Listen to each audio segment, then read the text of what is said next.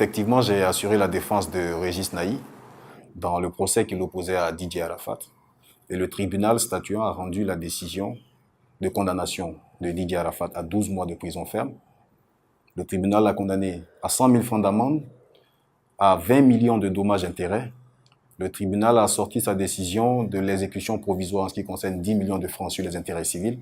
Et le tribunal a enfin décerné un mandat d'arrêt contre Didier Arafat.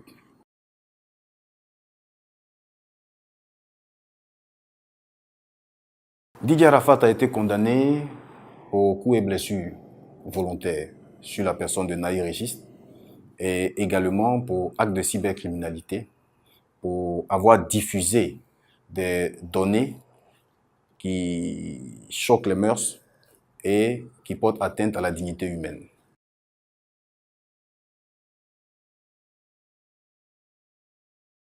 Didier Arafat n'est pas mis aux arrêts parce que, première des choses, il n'est pas en Côte d'Ivoire.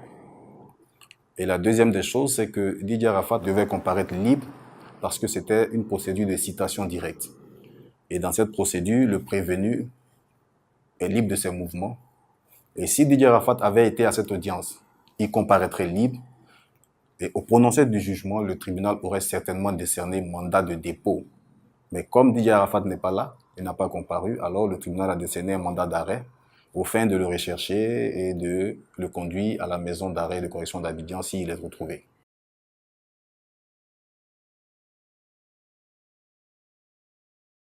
Alors pour l'instant, je ne suis pas informé des réactions de Didier Arafat. Je ne suis pas informé des réactions de façon concrète et de façon directe. Mais l'on entend sur les réseaux sociaux que Didier Arafat clame qu'il n'irait pas en prison.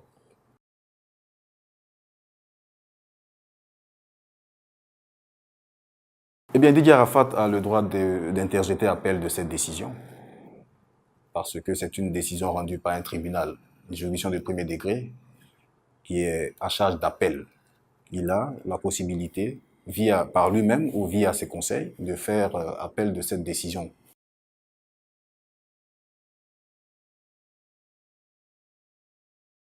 Sur la question, j'aimerais faire une précision. Le règlement à l'amiable concerne uniquement les intérêts civils, c'est-à-dire la condamnation au dommage-intérêt de 20 millions. En ce qui concerne la condamnation à la peine de prison et à l'amende, c'est l'affaire du procureur. Ce volet de la procédure n'appartient pas aux parties. Les parties ne peuvent transiger que sur les intérêts civils et non sur l'action publique.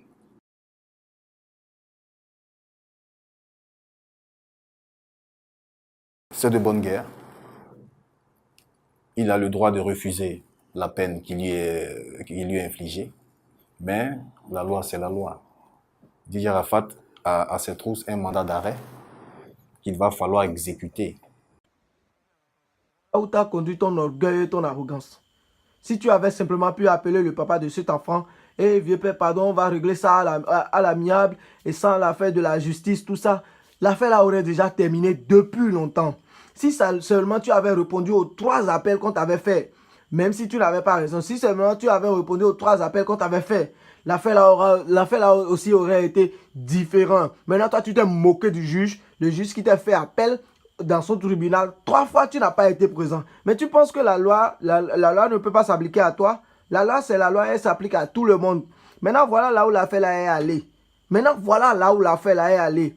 Ça me fait mal de voir une icône de la Côte d'Ivoire en train d'être trimballée dans la boue comme ça. Vraiment, tu es en train de gâcher ton image. Tu ne donnes pas une bonne image de toi. Si les pauvres sont capables d'aller en prison à cause des petits vols, mais pourquoi toi, tu ne vas pas aller en prison contre ce que tu as fait là? C'est un délit, et c'est un délit très grave.